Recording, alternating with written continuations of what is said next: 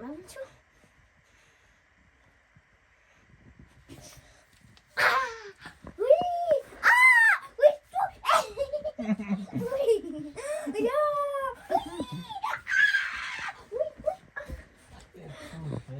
exercise.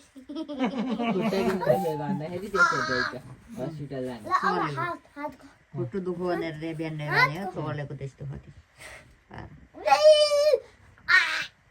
गाई हाम्रा घरको रमिता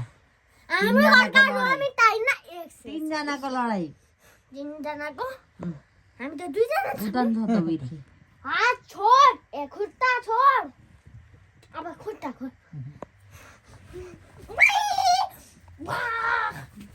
यहाँ मुसु दगुरो मुसु